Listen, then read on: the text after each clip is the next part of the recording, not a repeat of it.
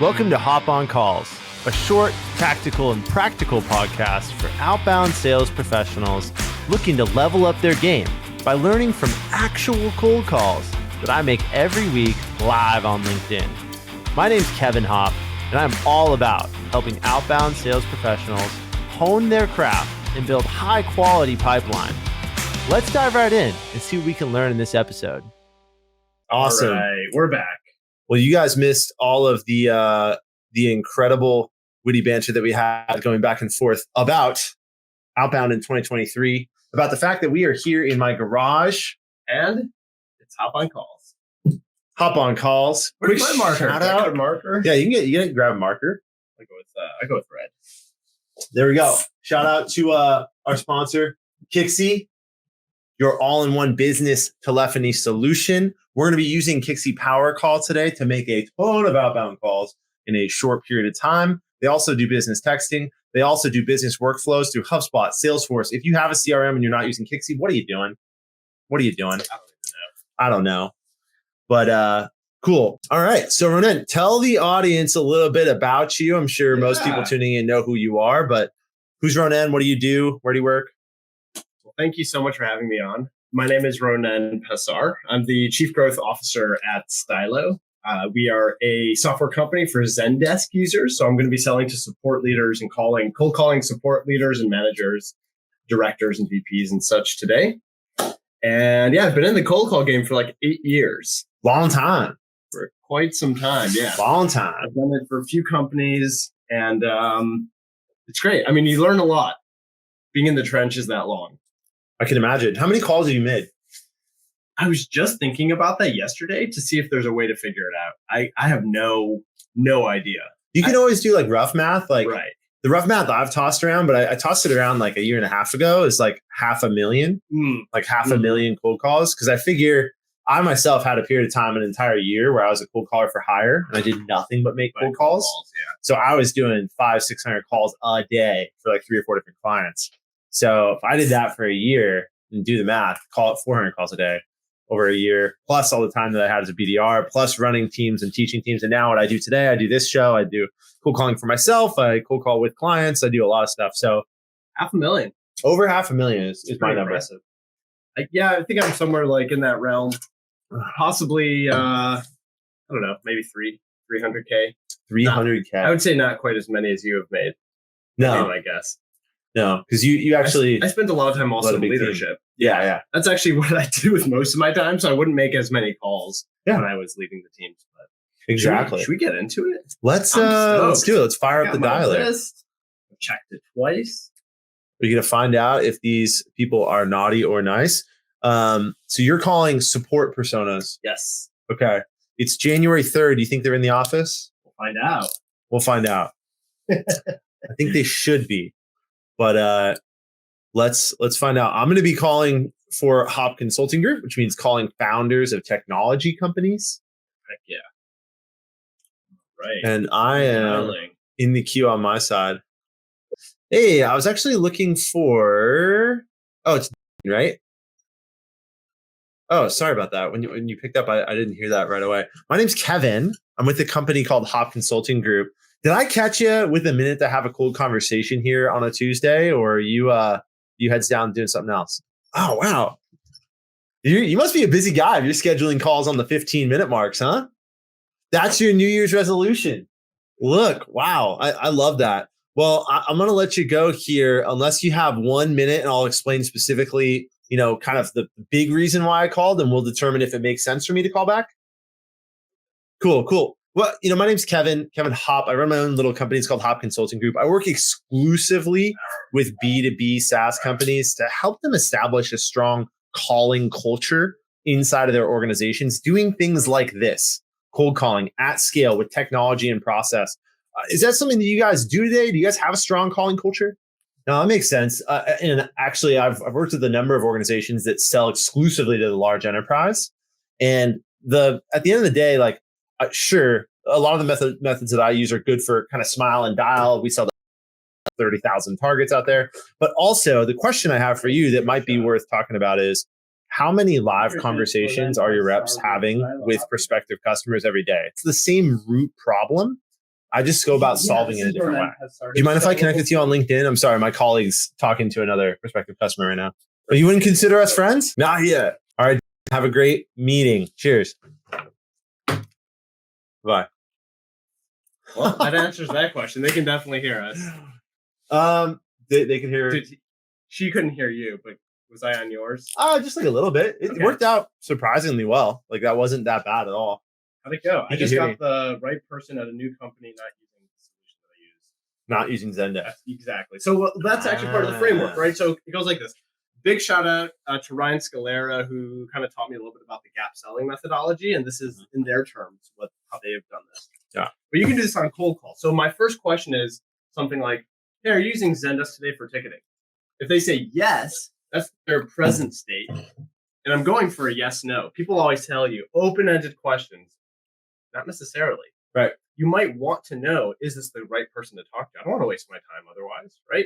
There's no point in booking meetings with people who aren't going to be able to actually buy anything. Then I ask a technical issue, something like this. If they say yes to using Zendesk, I'll say, okay, cool. Do you already have a way of identifying your most frustrated customer out of all the thousands of tickets you got this month? Mm-hmm. Technical. Again, yes or no. Yeah. And let's say in this case, they say no. Then I talk about the future state. I talk about a problem today and the future state of how it might be solvable. And I try to really dig for that pain. I try to look for that gap between where they are now and where they might want to be in the future.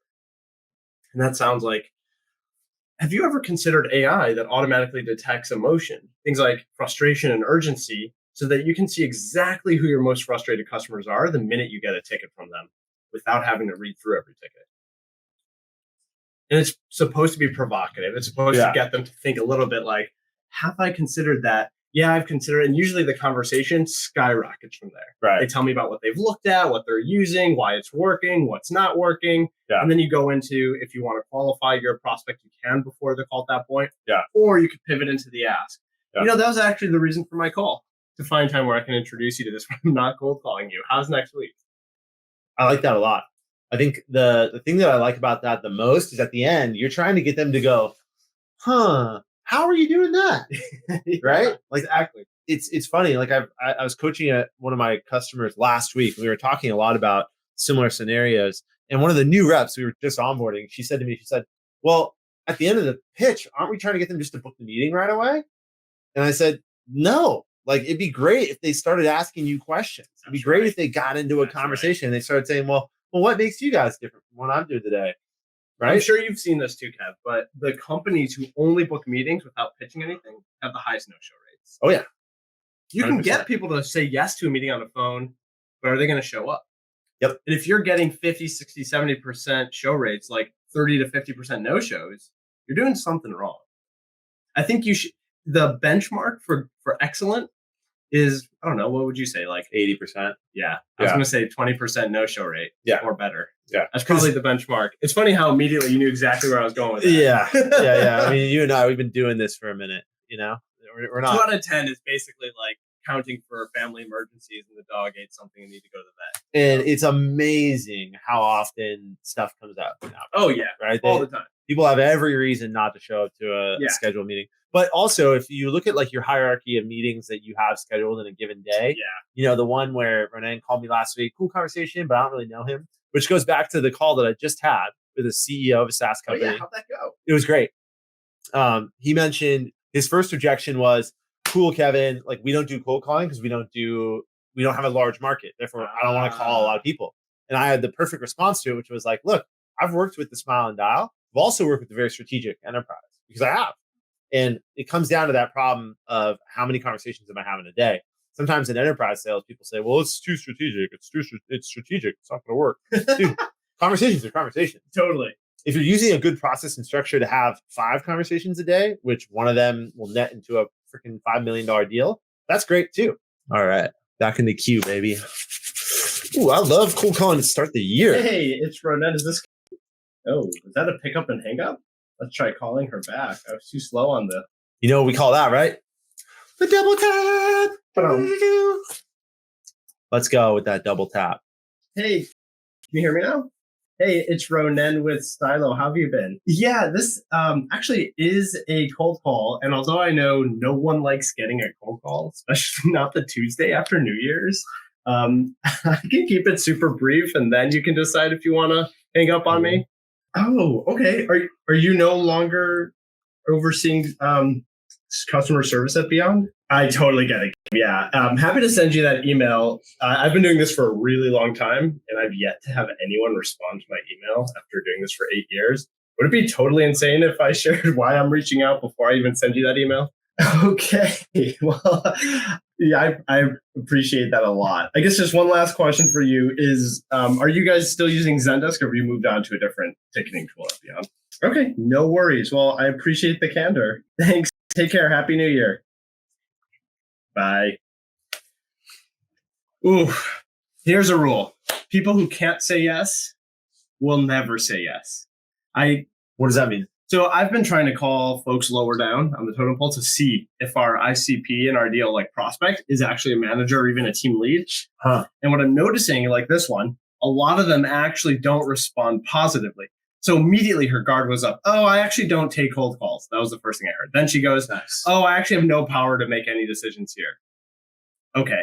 Oh, I actually can't even help you with anything. And I just kept getting thing after thing after thing that was a clear, we call it the Heisman, right? She's the Heisman. That's right. The Heisman. You just keep stiff arming, right? Keeping you at an arm's length. She doesn't want to talk, nothing. And then by the end, it was just, I can't disclose anything. I'm sorry. Anytime someone says they can't disclose something, either they're working for the mafia or some really shady government arm, or they're in cybersecurity. As you know, yeah, that's true. Actually, I got a client right now who's in cyber, and one of their reps on a cold call was like, "What do you do for cybersecurity?" Yeah. And the guy just is like, "I can't tell you that." It's like you're the worst security person ever. If you're like, "Yeah, here's what we're doing. Let me tell you everything right away." Totally. So, but the send me an email one, I really liked where you went with that. I think we can learn something here. Yeah. Let's break that down. So you went. So she said, send me an email. You said, I can do that. This is my favorite objection of all time. Really? All time, because I've booked so many meetings off how I handle it. So the way I handle it is what you might have heard on the other end is, yeah, I'm totally happy to send you that email. But if I'm being honest, I've been doing this for a while, and I have yet to hear back from a single person I sent an email to. Would it be totally insane if we found 20 minutes when you're not super busy and I'm not cold calling you for me to explain why I'm reaching out and share a little bit more about how we might be able to help you? So it's basically a pivot from I can send you the email to the reason for my call is to find time to talk to you. Yeah. And sometimes you'll get another objection, but now you've opened up the conversation a little bit further. In this case, I got it early. I didn't even get the chance to pitch. If you get it later, that's a good time to push for the meeting. If you get it early before you've even pitched, then you really just want to ask for, hey, can I share even why I'm calling? See if it makes sense for me to send you that email. The earlier you get it, the more cheap of an objection it is, where it's like, it has nothing to do with why you're calling or the problems you solve or anything like that. It just has to do with the fact that they're busy and they're like, just send me an email. Yeah. But I love the honesty, right? And I think there is some psychology behind not being combative, but instead saying, yeah, of course, but I can also do this. And here's my honest experience with it, right? But meeting it with I will send you an email. But no one replies when I do send an email. Mm-hmm. What makes you different? Do you have a minute and I can tell you why I'm calling? Right? And kind of restate the purpose for the call. Would you say that's the next thing here? Exactly. Yeah. So I love transitioning into, that was actually the reason for my call. Yeah. I'm not a big fan of, I say it sometimes, but I'm not a huge fan of the reason for my call is, and then you drone on. I like a slightly different verbiage there, which is that was actually why I was calling you, or that was actually the reason for my call. That's why I'm calling. Because then they're curious. They want to know, what was that reason? What are you calling about? All right. Let's get it rolling. Dude, I'm trying to get another one here. Boom. So I've actually used, in my experience, I've used something similar to this to get them to respond to the email. Interesting. That's clever. And then you title the email when you send it to them, you said you would respond or something cute, something cheeky. Right? I have a pretty good email open rate with just called in the subject line after Just called. talking to them or leaving a voicemail. I like that. It's like a 60% open. And that's all we got for today's episode of Hop on Calls, powered by Kixie. Be sure to tune into the live recordings every Tuesday on LinkedIn. Would love to have your comments, reactions, questions. It's a really good learning environment for anyone that is looking to do outbound sales better. If your organization is actively focusing on this, feel free to reach out to me, Kevin Hopp, on LinkedIn, or go to hopconsultinggroup.com. I'll see you next time. Cheers.